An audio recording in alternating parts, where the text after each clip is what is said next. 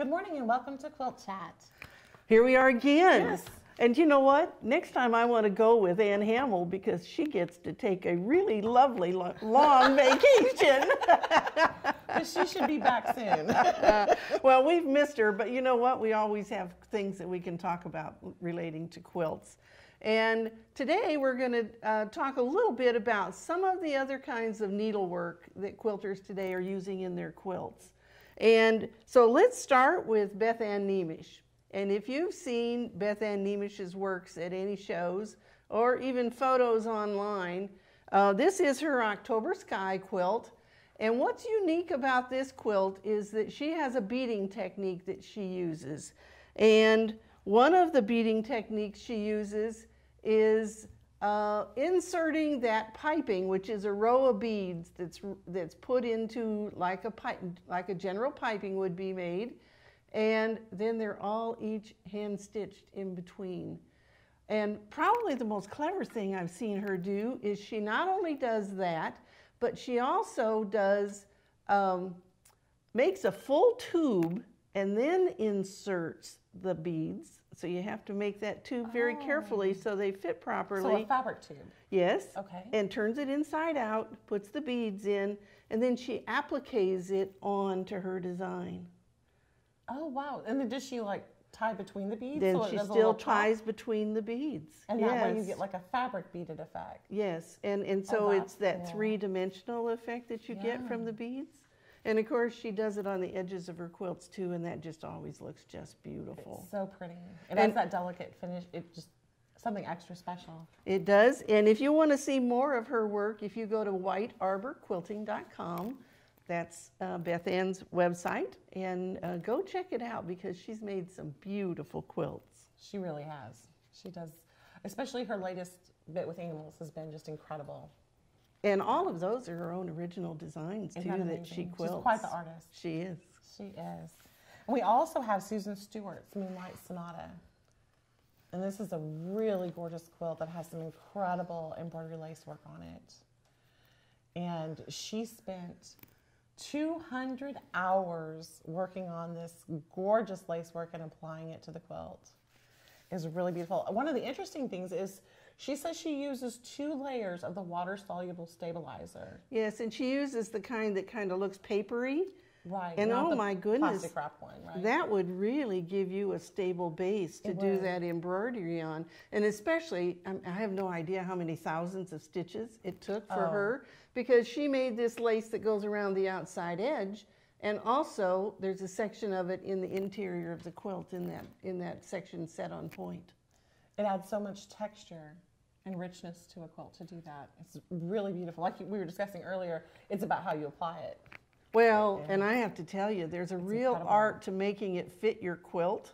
It looks like it belongs there. Yes. Not just a pasted on afterthought, right? Or, you know, many times when we see embroidery on the quilts, the scale isn't proper, and so then they have like maybe some big open space around an embroidered design. True. As Susan Stewart has figured out how to do it. Marries it in like it looks like it was part of the original thought. It's just gorgeous. Yes. Yes. Well, and so our third quilt that we're going to look at today is Pat Holly just won an award at the Houston show with this quilt called Turkish Treasures. And when I saw what she did to the edge of this quilt, I knew we had to talk about this because on the very edge, you can see the needlework that's done on there, the blue with the beads on it, is a technique called Turkish Oya. And it is needle lace that is done with a needle and very fine thread. And I went to Turkey in 2000. I was invited over there to the first quilt show they'd ever had in Turkey. And I sat at a table with a lady who was stitching Oya. Now I have to tell you, I felt like I was all thumbs when I did it. But oh my goodness, did she make beautiful work. And of course, you know, I had to buy some of it. Of course. I couldn't stitch it very well, so I wanted to make sure that I brought some home. So these are your samples here. These are some of the pieces that I brought home from that stitcher. And you just have to look at the detail. And they often would do a turned edge on a scarf like I have laying here on the table, and then they would apply this to the edge. How beautiful. And so you can see multicolors where they've used multicolors of thread. And you know, they always then will have some pieces that are left over. And so this is just a piece that she gave to me that she'd been doing while she was sitting there stitching. And what they'll do with these pieces is they'll make a little note card out of it. Oh, that's a wonderful idea. Yes, and so she's made it so personal. Beautiful. It certainly is, but it also lets them use up some of their scraps. And one of the things they also do with them is they attach them to their quilts. And there was a quilt at the show that had a scene, and it was some ladies, and they were sitting there stitching, and there was a wall, and so they had used this like for a vine growing on the wall. Oh, wow. And they had bunches of flowers on the quilt, and so they had taken these pieces and made them into flower shapes. Oh, how and gorgeous. added them to their quilts. So just like things that we do, you know, they added it to their quilt over there so cool. too. And this is even one. This beautiful necklace I'm wearing. Yes, do you know how when you go to Hawaii, they give you a flower lei? Yes. Well, at this particular convention, they made a necklace out of Oya that they gave to all of us to wear for the opening night ceremonies. Absolutely incredible. A lot of little work. tube flowers. And these even got a little tube. They're just so cute. And so much detail. Well, and so that we had another one of Pat Holly's quilts here in the office. This is one of my favorites. So Pat Holly, if you're looking for something to get me for Christmas, this one would be perfect. And this one is called Imagining India. And, so beautiful. and of course, you know, she is so well known for her machine applique. Oh, And yes. the meticulous, I hope she goes slow because she almost has to because it is so fine and so meticulous. She is the queen of detail. It is. She just gets so much detail in a quilt, and you can just look at them for a long time because there's always something new to see. But I love the little elephants marching around. They always make me so happy. So happy. I love that. Well, so we want to encourage you to not be afraid to add new things to your quilts. Oh, absolutely. Any kind of needlework. You know, I know some of you do crocheting, and in fact, I know there are some people who call this Oya crochet, and they do it with a crochet needle. But or all tatting. of this, or tatting. It's very similar to very tatting. similar. It's even a little more delicate than that, but yeah, it's very similar. Well, it certainly is beautiful work, and I was Gorgeous. thrilled to see Pat Holly add it to the edge of her quilt. That is so neat. I love that. And you know, it's always fun to be able to take something we do all the time and add an embellishment that brings something new to it. And it's always fun to play. All right, it's our countdown to Christmas. Yes, we're so excited. What's going Speaking of on? playing. So December 1st, which is just this week, we will be starting out with our first block for the Christmas countdown. And we have the quilt all ready, so you can see what we're doing this year. We've been doing this for 3 years now. So this shows off the 25 blocks, and that's the setting we've picked for it for this year. You can make this or you don't have to. It just gives you an idea of something you can do with your 25 blocks. We invite you to join us. There's a block a day for each day, all the way up, including Christmas Day. And sometimes it makes a fun little take care of yourself time during the holidays. We get so busy and get so rushed and it gets so stressful. And so one of my favorite things to do is just to sit down with a little handwork and just relax and do it. And so that's where this idea came from. But most of us do them on the machine and just whip them up. And tell me how large the blocks are. They're 4-inch finish. Oh, they're 4 inches. They're teeny tiny, so you're not spending lots of time on big seams. So if you get a day behind, you could do 2 pretty easily. Oh, real easily.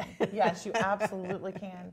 And so we will have those for you every day at the AQSblog.com. Well, and I know many of you enter the AQS Quilt Week here in Paducah with your quilts. And I'm just reminding you that December 1st, that's Friday, is our deadline for entering the Paducah show. And that's right on top of us. It is, and I think we have like one less week this year between the holidays because of the way they fell. Especially with Thanksgiving so close to that deadline, yeah. It is. And then the other quilt-related thing about Quilt Week Really exciting. is that Lancaster registration will open on December 5th. That's next Tuesday. That's a really unique show. It is. Being in that area, isn't it? It is, and there are lots of quilters in that area, and it really is just a unique area to visit. They have some great museums, and of course it's fun to ride into the Amish countryside a little bit. Oh, yes. While It's you're so there. beautiful. Yes, and so the first people that will get to register for that will be our AQS members. Wait, so when do you have to join by in order to get that special email? Because I know everybody gets excited about getting that email. They do, and so if you join AQS by Friday of this week, your name will be on the list to go out when the email goes out next Tuesday. Oh, wonderful. Yes. Wonderful. So it's all coming on us very quickly, isn't it? It is. This holiday season's busy, isn't it? It is, and Yes. we certainly hope that you're getting all prepared. Yes. Oh, And be sure to take some time out for yourself and take care of yourselves. I saw someone posted on Facebook a fruitcake recipe, and it was one I thought I might actually try. You know, sometimes. So when are you bringing it into work? Yeah, well. I've got some of Bonnie's stew, and that was wonderful. So I'm always game for anything Bonnie's going to cook. Well, and if you missed it last week we had our snack day here at the office. We did, and all the recipes are on the blog. They did. And they're the best of the best. And I made those yummy apple crescent dumplings that are so easy. This is a dish that you can make for dessert, that you can get the rest of your meal on the table. I'm confused. And pop these in the oven and serve them warm when they're done. Wait, you said dessert. I thought they were for breakfast.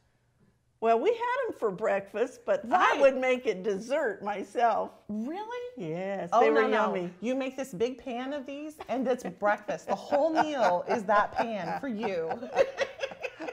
But it is a good recipe, so go to our blog for last week, aqsblog.com.